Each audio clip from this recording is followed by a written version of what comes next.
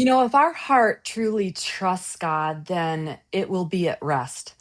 In Hebrews 4, it tells us that there is rest available for God's people, and a rest that isn't based on circumstances, but on a confidence in God and who He is. But if we're being honest, many of us don't experience that rest on a daily basis. This hit me hard this morning when I was in my quiet time and I read through that and realized that there's places in my life that I have not been at rest in.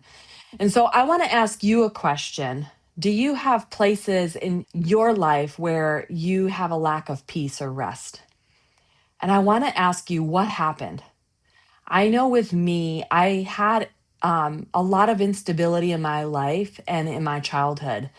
When did you first notice not having a peace and rest in your life? Did it happen for you back in childhood as well? Did you grow up in a home that felt unstable, unpredictable, or unsafe? Because here's the truth: when instability becomes normal to us, distrust becomes normal too. And when your heart has learned to survive by staying on high alert, it becomes very hard to relax, even with God. So, how do we start trusting God when we've spent so much of our lives feeling unstable? Here's a few things that you can keep in mind, and it can help shift your mind and your heart from unrest to peace. Number one, you need to acknowledge the real source of where you're feeling lack of peace or unrest. It didn't just happen. Your story and your past shaped how you feel and how you think. And God isn't asking you to pretend that it didn't. He's actually inviting you to bring Him into it so that He can help heal your heart. Number two, let God redefine what safety really feels like. Safety in His presence is consistent. It doesn't change and it doesn't shift in mood. He doesn't withdraw His love. And practice sitting with Him will help you realize that. Through prayer and worship and silence, your heart will begin to feel the difference in His presence. I would even challenge you to write a letter to God and talking to Him about when it is that you feel unsafe, unstable, or that unrest.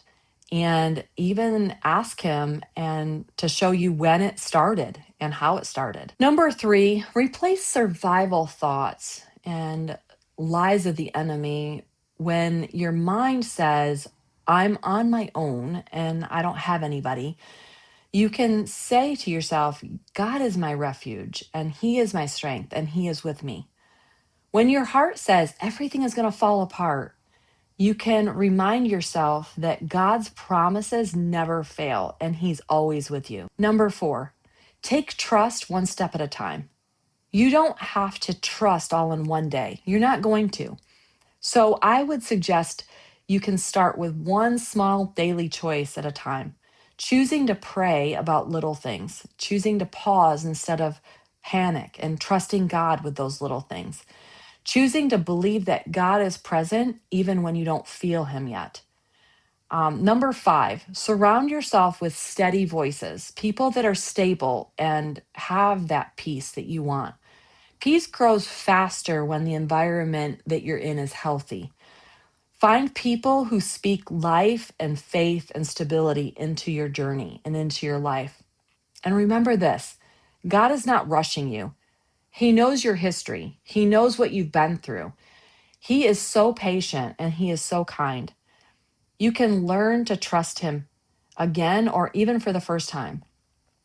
You can learn what rest really feels like. And your heart, yes, your heart can enter into rest, just like Hebrews 4 talks about. You have an amazing day today, and God bless you.